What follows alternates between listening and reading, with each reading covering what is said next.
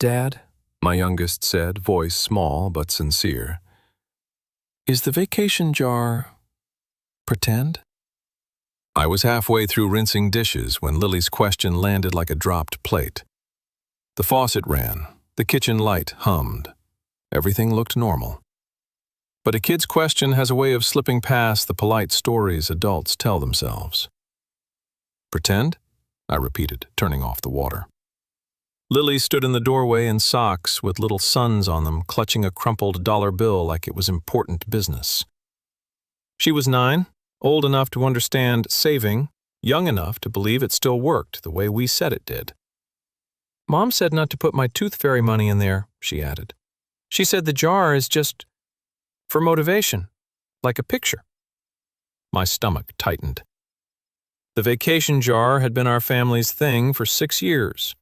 A big glass jar with a screw-top lid sitting on top of the pantry like a lighthouse. Every time we skipped takeout or found a few dollars in a coat pocket, we'd drop it in. Lily would shake the jar and listen to the bills whisper against the glass. Our son Ben, now 14, used to call it the beach fund back when he still liked sand. It wasn't the money that mattered, it was the promise. I forced my voice into something normal. Go ahead and put your dollar in, I said. I'll do it with you. Lily's face brightened with relief. She padded into the kitchen and climbed onto a chair. I lifted her carefully so she could reach the pantry top. The jar was where it always was. But when Lily picked it up, her smile faltered. It's light, she whispered. She shook it. No soft thud, no rustle. Just the hollow tap of glass. My throat went dry. I took the jar from her, turned it, and felt my hands go cold. It wasn't just light. It was empty. Not low. Empty. I stared at it like it might fill itself if I waited long enough. Like the last 6 years of small sacrifices might reappear out of embarrassment. Lily looked up at me. Did we already go on vacation and I forgot? She asked, trying to be funny because kids hate adult silence. No, I said. My voice sounded steady. My insides didn't. I set the jar on the counter, unscrewed the lid, and looked inside anyway, even though the absence was obvious. There was a faint smell of cinnamon. Carmen's candles had seeped into everything over the years. A few crumbs of glitter from Lily's craft phase. Not a single bill. Lily's eyes widened. Did someone steal it? She whispered. I thought of the locked doors, the alarm, the cameras we installed after the neighbor's garage got hit last year. No, nobody broke in. This didn't feel like theft from the outside. It felt like theft from the inside. Go do your homework, kiddo, I said gently. I'll talk to Mom. Lily hesitated. Am I in trouble? She asked. The question snapped something tender in my chest. This wasn't her burden. No, I said. You did the right thing by asking.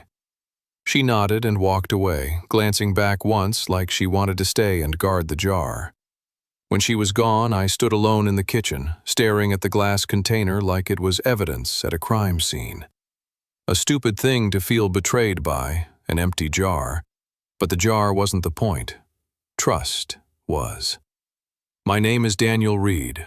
I'm 59 years old, born and raised in Ohio, now living outside Raleigh because my job followed the warehouses, and the warehouses followed the highways.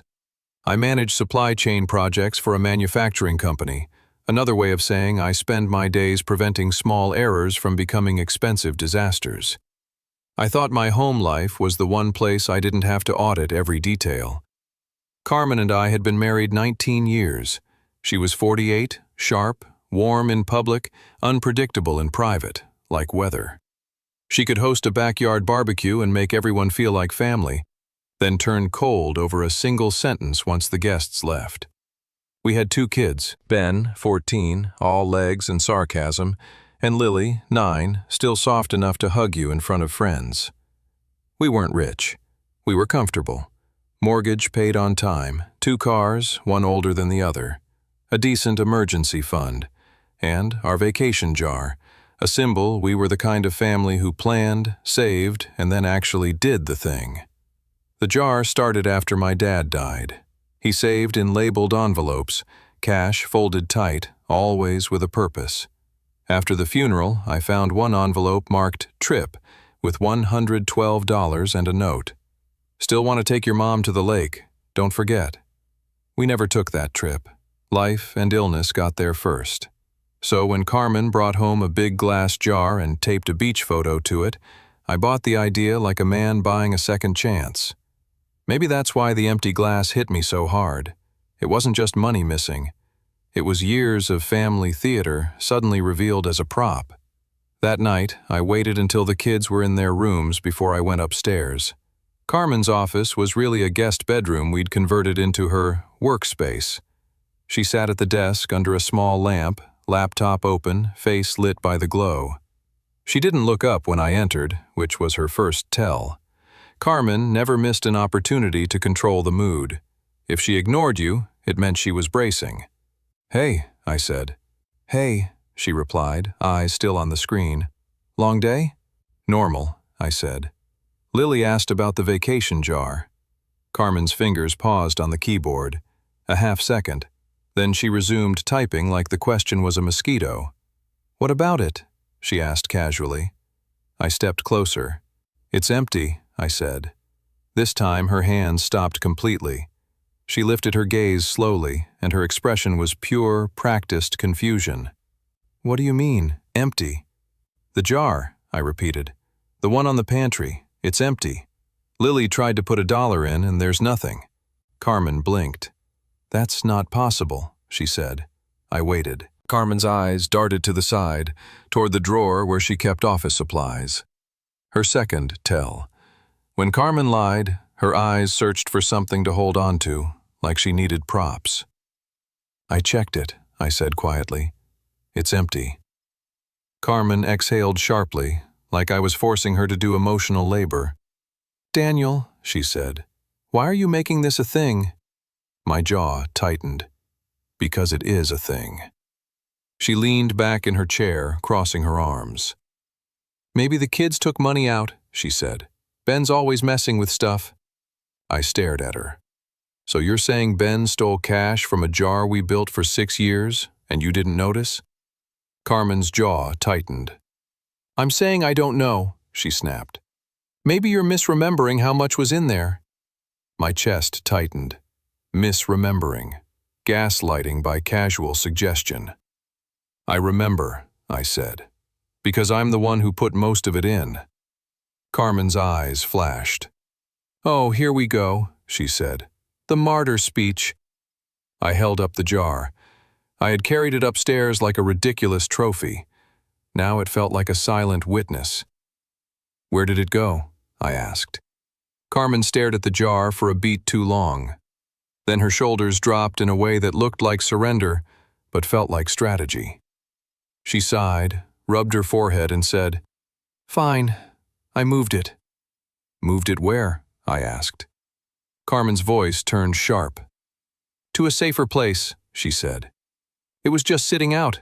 Anyone could take it." "Anyone," I repeated. "Like who? The cat?" Carmen's eyes narrowed. "Don't be sarcastic." "Then answer me," I said.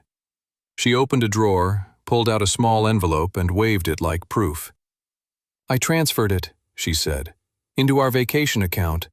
The jar is symbolic, Daniel. It's not a bank." My stomach eased by a fraction, until I realized the vacation account wasn't a thing we had ever formally discussed. We had savings. We had checking. We had a high-yield account. We did not have an account labeled vacation. "What account?" I asked. Carmen's lips pressed together. "The one I opened," she said. "You opened a bank account?" I asked. Carmen's voice hardened. "Yes, because someone has to be proactive." "Proactive?" I repeated. "In whose name?" "Ours," she said quickly. "Joint." "Show me," I said. Carmen's eyes flashed with irritation. "Daniel, I am not doing this," she snapped. "You're acting like I'm some criminal." I stared at her. because that was exactly what criminals said when you asked for documentation. "Show me the account," I repeated, calmer now, because calm is what you use when you need clarity. Carmen pushed her chair back. "You don't trust me," she said. "It's hard to trust an empty jar," I replied. She stood, face tight. "Fine," she said. "Tomorrow. I'll show you tomorrow. I have a headache." She walked past me toward the bathroom, ending the conversation with her back. Tomorrow. Tomorrow is what people say when they need time to adjust the story. I went back downstairs and sat at the kitchen table. The jar sat in front of me like a confession that hadn't fully formed. I opened my laptop and logged into our bank accounts. I wasn't looking for vacation money yet. I was looking for a pattern. In supply chain, you don't start with conclusions. You start with data. Our joint checking account, normal deposits, normal bills, mortgage, utilities, groceries, school lunches. Then I saw it. A monthly transfer labeled Travel Fund for $250, dated the first of every month for the past 3 years. My heart thudded. I clicked into it. Destination account, an external savings account number I didn't recognize. External, not internal. Not one of our bank's sub-accounts, an account somewhere else. And the contact email for notifications? Not mine, Carmen's. I sat back, the chair creaking under me. 3 years. Carmen had been moving $250 every month, $9,000 total, out of our joint checking into an account I had never seen. And the jar? The jar was a decoy. A story for the kids. A visible symbol that cost her nothing because the real money was quietly leaving without my awareness. I clicked the transfer history. The transfers went in, but there were also transfers out. Frequent, inconsistent. $600, $1,200, $375, $980. Always labeled ACH transfer with no description. My pulse spiked. The travel fund wasn't saving, it was bleeding. I scrolled further back. 2 months ago, ACH out $2,500. Last month, ACH out $1,800. This month, ACH out $1,250. My hands went cold. This wasn't unexpected expenses. This was systematic. I opened our credit card portal, and my stomach dropped again. 2 cards I recognized, 1 card I didn't. Same bank, same login, same last name, but a different account number. A card opened 8 months ago, in my name. I clicked on it. Balance, $18,462. My mouth went dry. I had not opened a new credit card in 8 months. There were charges on it, some familiar, like groceries and gas, but also Palmline Travel Club, membership, boutique hotel in Charleston, airline ticket, Raleigh to Fort Lauderdale, 2 separate cash advances, all-inclusive retreat deposit, non-refundable. My hands shook as I scrolled. Palmline Travel Club. I didn't recognize it, but it sounded like the kind of thing Carmen would join because the website promised luxury experiences for families who deserve more. I clicked the charge details and saw what scared me most. Recurring payments to Palmline, plus a sponsor fee. An MLM. A travel scheme. A club that wasn't a club. A funnel. Carmen wasn't just moving vacation money. She was feeding a scam and building a second life in transactions. And she had used my name to do it. Upstairs, the house was quiet. The kids were asleep. The ceiling fan hummed. The refrigerator clicked. And I sat at the table, staring at numbers that didn't care about romance or excuses. This was fraud. Maybe not the Hollywood kind, but the kind that ruins real people quietly, one statement at a time. I saved screenshots, all of them. Then I created a folder on my desktop and named it what it was. Evidence. The next morning, Carmen came downstairs wearing her "nothing is wrong" face. She made coffee. She asked if I'd take Ben to practice. She kissed Lily's head as she passed her. I watched her move through our kitchen like an actress in a familiar set. When the kids left for school, I said, "Sit down." Carmen paused at the sink. "What's this about?" she asked, casual. I opened my laptop and turned it so she could see. The travel fund transfers, the Palm line charges, the unknown credit card, the cash advances. Carmen's face drained of color so fast it was almost impressive. "Daniel," she whispered, "you went through our accounts?" "Our accounts?" I repeated. "You opened a credit card in my name." Carmen blinked quickly, thinking. Then she reached for the oldest tool in her box. Indignation. "How dare you accuse me?" she snapped. "You're making it sound—" "I'm making it sound like what it is," I interrupted. "Explain it." Carmen's mouth opened, then closed. Her eyes darted toward her purse. I didn't miss it. "Don't," I said softly. Carmen froze. I leaned back. "Start with the jar," I said. "Where did that money go?" Carmen exhaled. Her shoulders sagged like she was tired of pretending. "I moved it," she said again. "To the travel fund." "And then you emptied the travel fund," I said. Carmen's eyes flashed. "I didn't empty it," she argued. "I used it." "For what?" I asked. Carmen's jaw tightened. "For things you don't pay attention to," she snapped. "For emergencies." "Like a travel club sponsor fee?" I asked, tapping the screen. Carmen flinched. I clicked the charge list and pointed. "Charleston Boutique Hotel?" I asked. "Fort Lauderdale flight?" Carmen's eyes filled with tears. Not guilt tears, pressure tears. Like her lies were finally heavy. "I needed a break," she whispered. "A break from what?" I asked. Carmen's voice rose, desperate. "From being invisible," she said. "From doing everything while you're at work pretending you're the only adult." I stared at her. Her complaint might have been valid in another universe, the one where she didn't steal. But I wasn't going to let a feeling justify fraud. "You opened a credit card in my name," I said calmly. "That's not a break. That's identity theft." Carmen's face twisted. "Don't say it like that," she snapped. "What should I call it?" I asked. Carmen's eyes flicked away. "I was going to tell you," she whispered. "When?" I asked. "After we missed a mortgage payment?"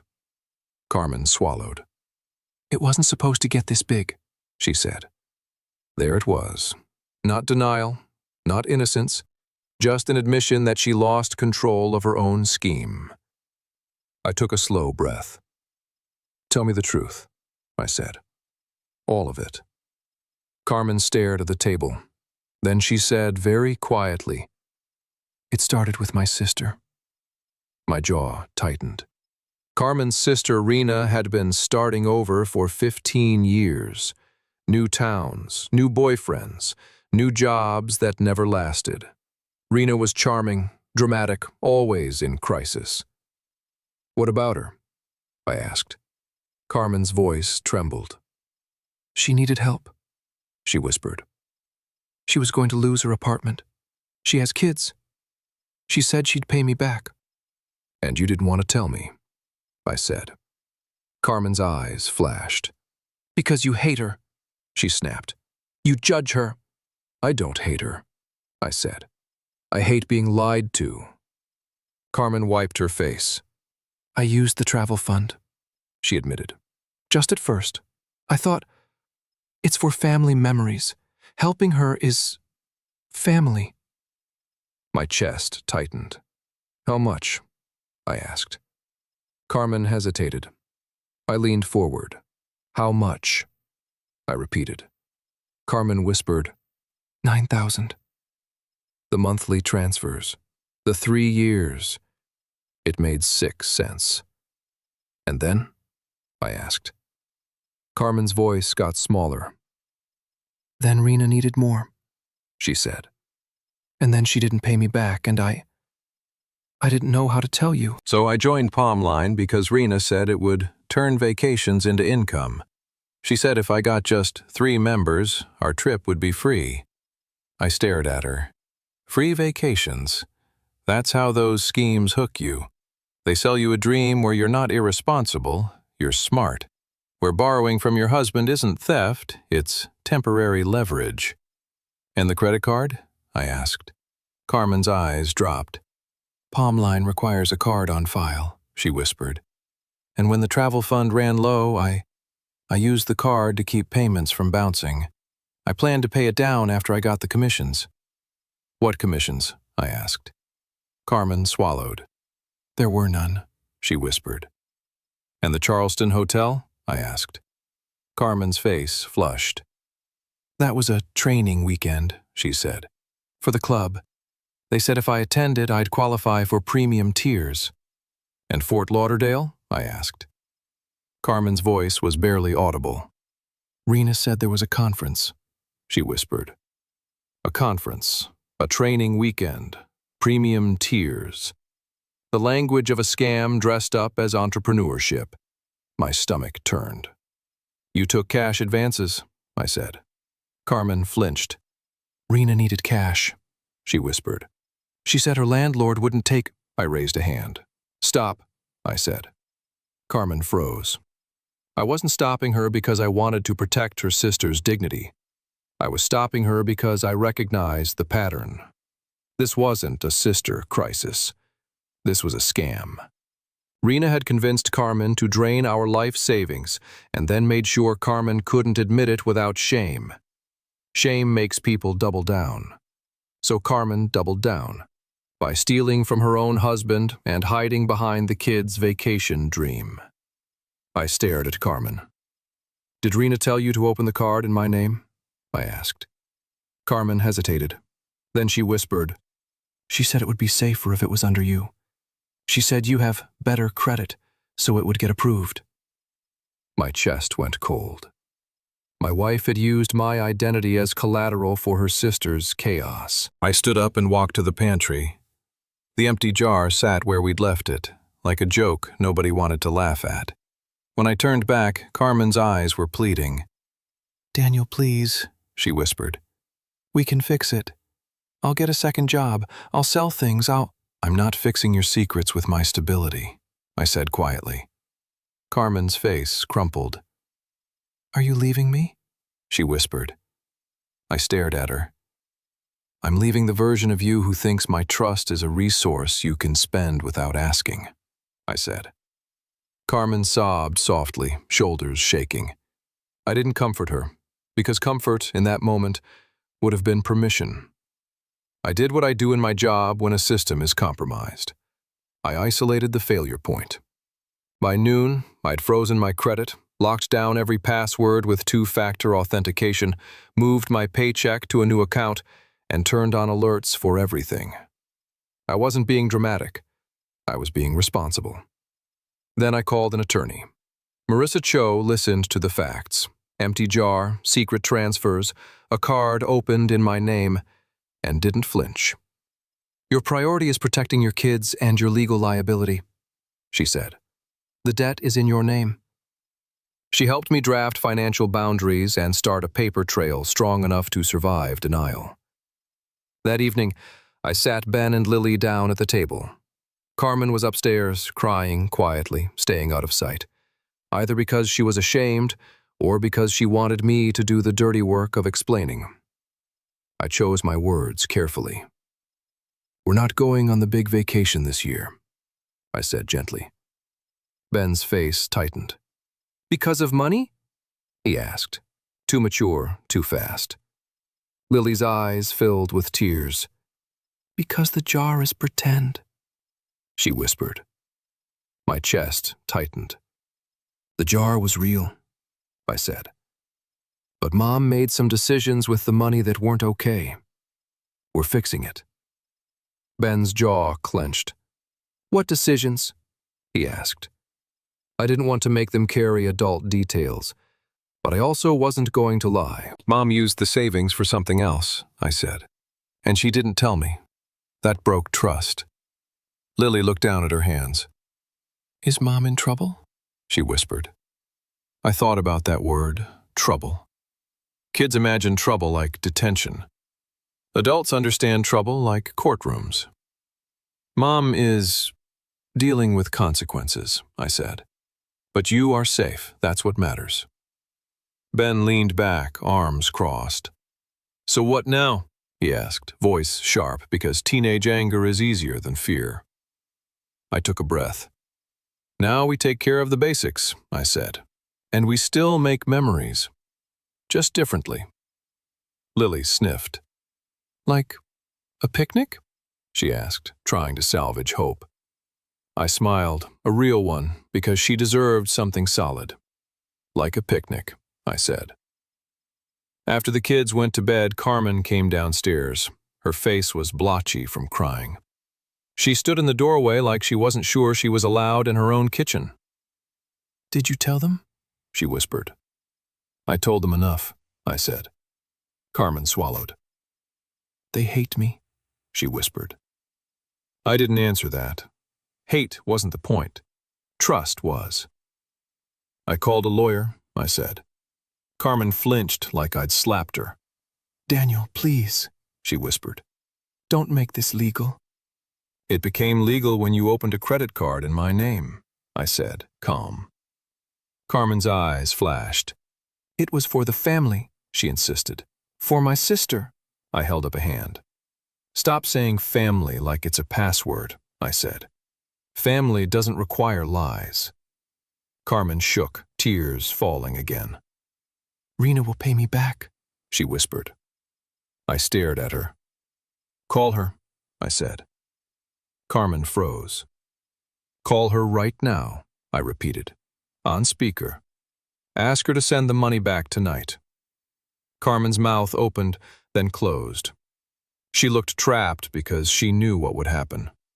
But she pulled out her phone anyway. She dialed. Rena answered on the third ring, voice bright. Hey, babe. Carmen's voice shook. Rena, she said, I need you to send me the money, tonight. All of it. There was a pause, too long. Then Rena's voice changed. What money? She said, syrupy. Carmen flinched. The money I gave you, she whispered, from the travel fund. And the jar, and... Rena laughed softly. Carmen, don't be dramatic, she said. The exact word Carmen used on me. I watched Carmen's face crumble. Rena, Carmen pleaded. Daniel found out. We need it back. Rena exhaled loudly, annoyed. Okay, first of all, that's between you and your husband, she said. Don't drag me into your marriage issues. Carmen's eyes widened. You told me to do it, she whispered. Rena's voice hardened. I told you to take care of your family, she snapped. If you want to blame me because you can't handle your man, that's not my problem. I felt my jaw clench. This was the twist Carmen hadn't allowed herself to see. Rena wasn't grateful. She was entitled. She didn't see Carmen's help as a gift, she saw it as owed. Carmen's voice broke. Rena, please, she whispered. Just send back whatever you can. Rena laughed. I don't have it, she said. I used it. That's what money is for. Carmen's shoulders shook. You promised, she whispered. Rena sighed dramatically. God, you're exhausting, she said. Listen, I have to go. The kids are hungry. Tell Daniel to chill out. He's always been controlling. Then the line went dead. Carmen stared at her phone like it had betrayed her. I sat in silence, letting the truth settle. Carmen had trusted her sister. Her sister had used her. And Carmen had used me to cover the shame. Carmen looked up at me, eyes wide, as if she was seeing the shape of what she'd done for the first time. She doesn't care, Carmen whispered. No, I said quietly. She cares about what she can get. Carmen's face twisted. What do I do? She whispered. I took a breath. You stop protecting her, I said. and you start fixing what you broke here. Carmen nodded slowly, like the concept hurt. Over the next 2 weeks, we drew hard lines. Separate accounts, written agreements. Carmen picked up extra shifts and sold whatever she could. I wasn't trying to punish her. I was trying to stop the bleeding. Ben came home from school that afternoon and found the empty jar still on the pantry. He took it down, set it on the table, and stared at it. "I feel stupid," he said quietly. "You're not," I replied. Ben's jaw tightened. "I believed it," he said. "I told my friends we were going to Florida. I showed them the jar like it proved something." My chest tightened. "I'm sorry," I said. Ben looked up. "Are you guys getting divorced?" he asked. The question was sharp, but his eyes were scared. I chose honesty without cruelty. "I don't know yet," I said. "But I know one thing. We're not pretending anymore." Ben nodded slowly, and then he surprised me. He walked to the pantry, grabbed a roll of masking tape, wrote "Vacation Fund" on it in block letters, and stuck it on the jar. Then he opened his wallet and pulled out 2 crumpled bills. "I'm putting in," he said. "But this time, it stays. No magic disappearing." My throat tightened. Lily came into the kitchen and saw what he was doing.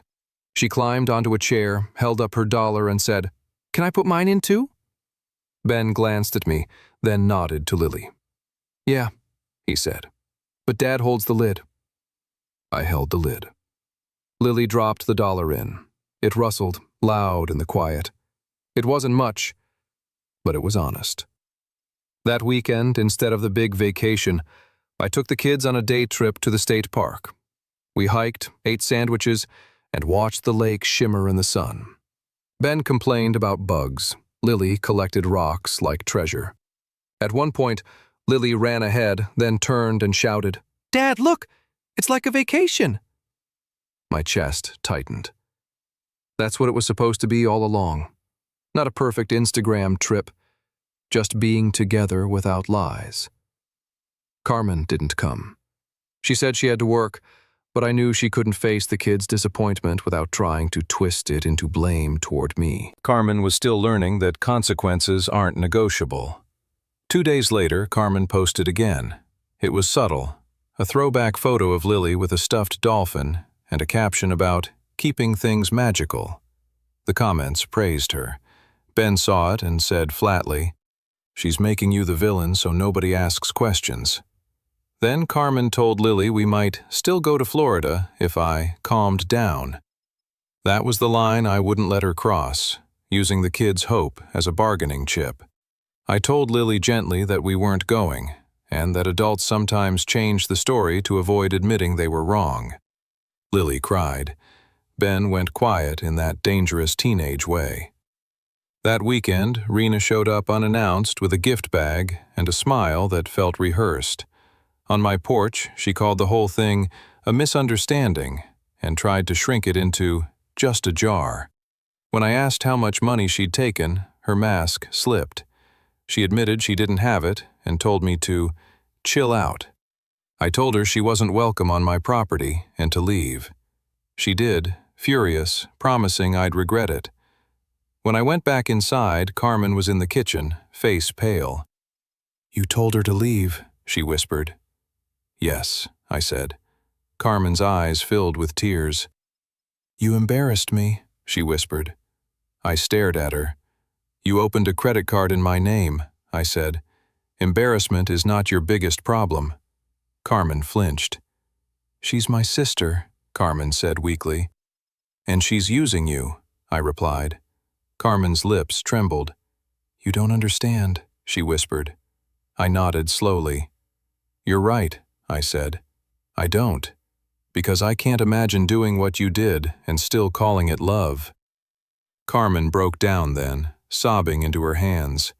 Ben walked in from the hallway, drawn by the sound. He looked at his mother, then at me.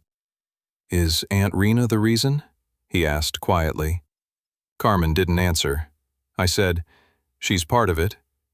Ben's jaw tightened. She always was, he muttered. Then he walked away. That night, Carmen slept in the guest room. Not because I kicked her out, but because she couldn't stand the silence of accountability in our bed. In the days that followed, I learned what Palm Line really was. Not a travel club, but a recruitment machine. Monthly fees, training purchases, expensive retreats, and income only if you pulled other people in. The language was designed to make secrecy feel like ambition. Don't tell negative people. Prove them wrong. With Marissa's help, I canceled the account, disputed charges, and sent formal notices. Palm Line didn't admit anything. They just stopped charging once they realized we weren't easy targets. The fraud dispute with the credit card company moved slowly. They asked questions designed to exhaust you. Did you share passwords with your spouse? Did you benefit from any charges? Have you reported this to law enforcement? I answered everything honestly. Yes, we shared a household login. No, I did not authorize the account opening. No, I did not benefit from non-refundable retreat deposits and cash advances. In early May, I filed a police report, not because I wanted Carmen hauled away, but because paper trails make banks listen. The officer asked if I wanted to press charges. I said I wanted documentation. The next twist hit in late spring. A letter arrived from a lender I didn't recognize.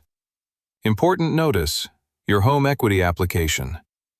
My hands went cold as I opened it. Home equity.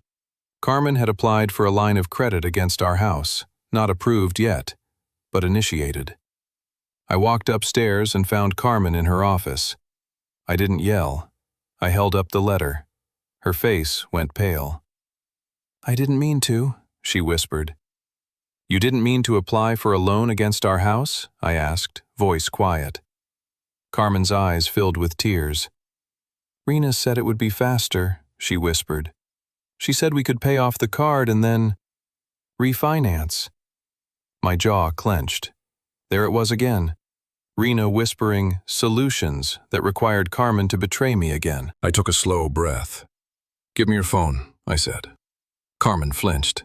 Daniel. Now, I said, calm. She handed it over. I didn't go through her texts like a jealous husband.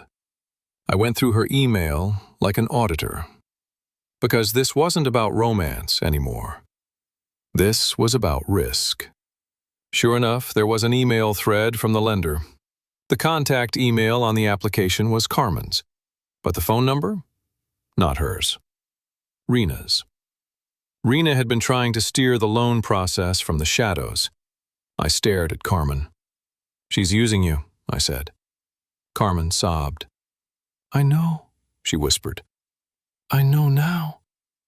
Knowing now doesn't undo what you almost did, I said. I called the lender and canceled the application on the spot. I flagged our house title with the county's fraud alert service and put a freeze on any credit inquiries. That night, I sat Ben and Lily down and said, we're tightening security for a while. Then groaned. Like spy stuff?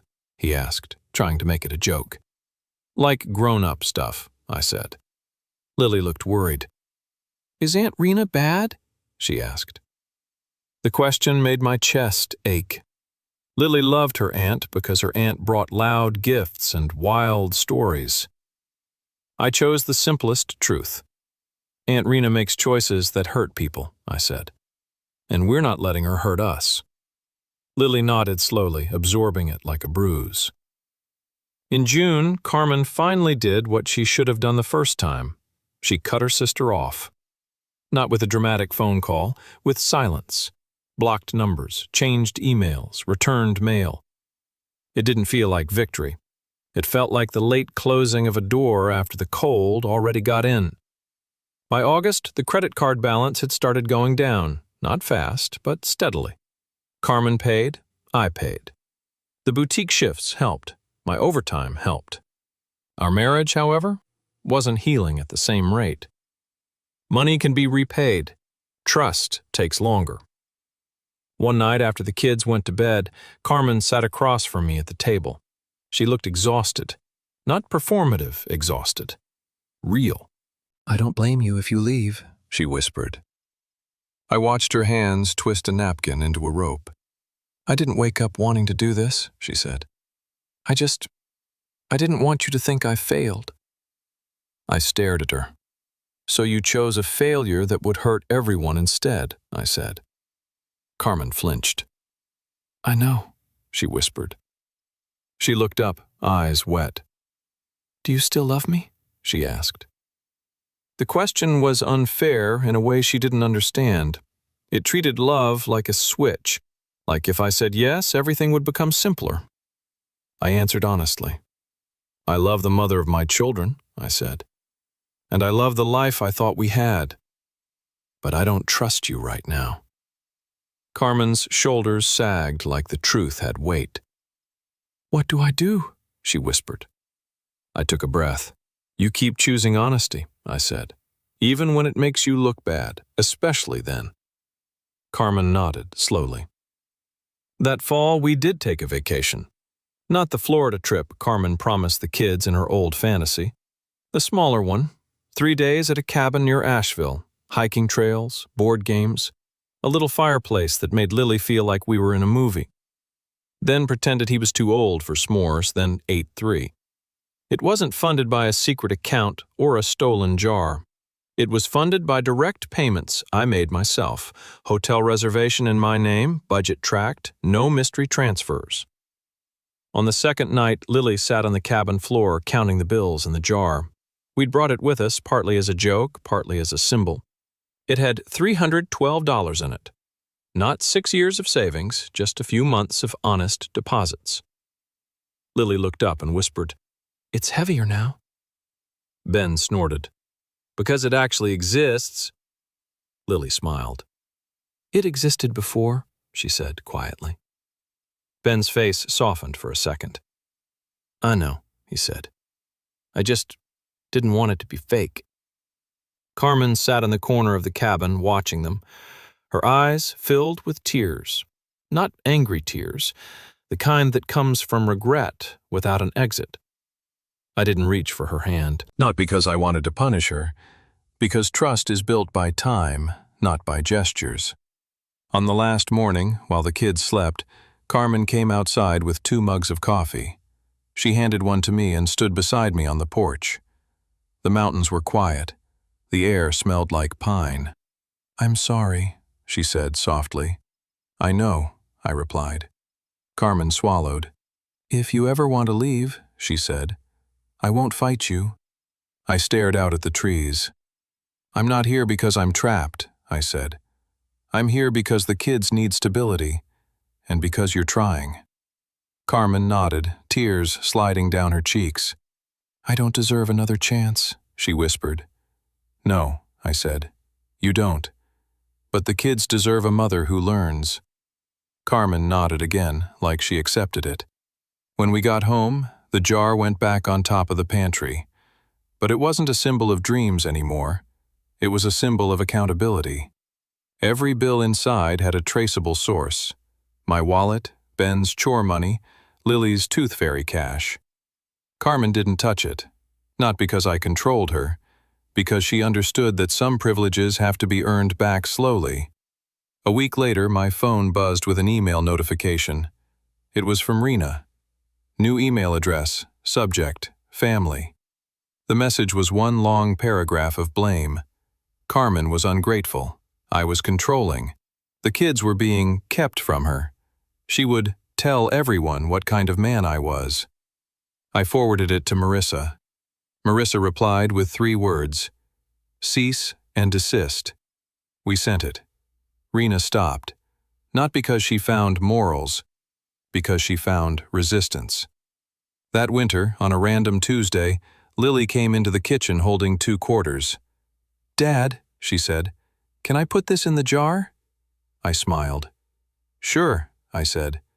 She climbed onto the chair, lifted the lid, and dropped the coins in. They clinked loudly, bright and real. Then she turned and said the simplest sentence I've ever heard that still felt like a victory. Good, she said. Now it can't disappear. I looked at the jar. I looked at the coins. I looked at my quiet kitchen. and I understood something I wish I'd learned earlier. The biggest fraud in a family isn't the money. It's the belief that trust will refill itself after you drain it. Trust doesn't come back because you say you're sorry.